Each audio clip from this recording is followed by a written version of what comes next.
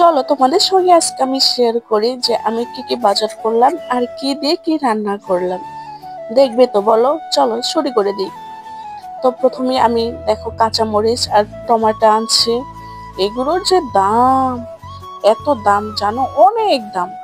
তার সঙ্গে আনছে এই যে মাসকলাই, যেহেতু শীত এসে গেছে বলো, একটু হালকা হালকা শীত পড়ে, তো ভাবলাম যে মাছটা একটু ডাল খাবো আর কি, লাউ দিয়ে রান্না করবো, কিন্তু সঙ্গে আবার চিংড়ি মাছও আছে। তো যাই হোক, সেটা একটু পরে বলি কি কি আনছে সেগুলো দেখাই। দেখো এখানে আবার পেঁয়াজ নিয়েছি, একটা লাউ নিয়েছি, শুকনো মরিচ, আর এই যে ছোট ছোট, এটা একদম কিন্তু নদীর সাদা চিংড়িগুলা, অনেক টাটকা এবং তাজা ছিল, এই জন্য আনছি। তো আমার বাজারগুলো তো তোমাদের দেখিয়ে দিলাম, চলো এখন রান্না বান্না শুরু করব। তো শুরুতেই আমি চিংড়ি মাছগুলো একটু বেছে নেব। এই চিংড়ি মাছ এই কুচো চিংড়ি দিয়ে যেটা রান্না করো না কেন, সেটাই কিন্তু খেতে ভালোই লাগে। লাউ অথবা যে কোনো পুঁই শাক, লাউ শাক অথবা কচুর শাক রান্না করলে তো অনেক ভালো লাগে আমার কাছে খাইতে। আর যে এই যে লাউটা আনছিলাম, লাউটাও বেশ ভালোই জ্বালা ছিল আর কি, আমাদের ভাষায় বলে কচি। আমি এই যে লাউটা কেটে নেব। আমার কিন্তু ক্যামেরা ধরার লোক নাই, আমার একটা ছোট্ট মেয়ে, সে ভালোভাবে ফোনটা ধরতেও পারে না, ক্যামেরা ধরতে পারে না। তো যেভাবে হোক না কেন, ভিডিও তো করতেই হবে, কিংবা করা যেহেতু স্টার্ট করেছে, শুরু করেছি, ভিডিও তো ছাড়তেই হবে।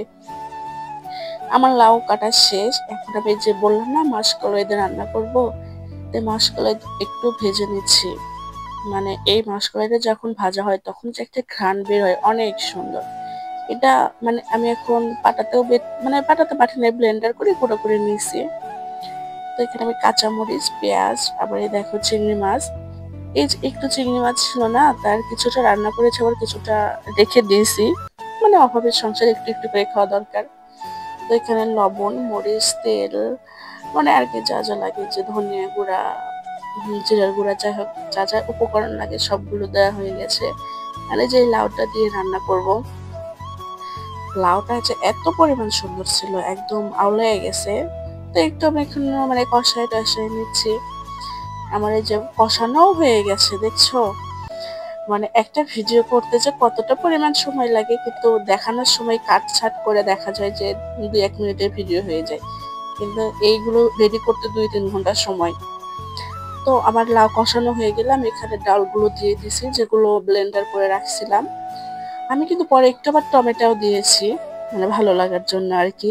তো সবশেষে এখন আমি বাগার দিয়ে দেব।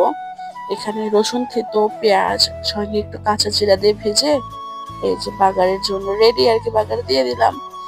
তো যে কোনো জিনিস রান্নার শেষে আর কি, ডাল যদি হয় রান্নার শেষে এরকম ভাবে বাগার দিলে খেতে কিন্তু অনেক মজা লাগে, টেস্ট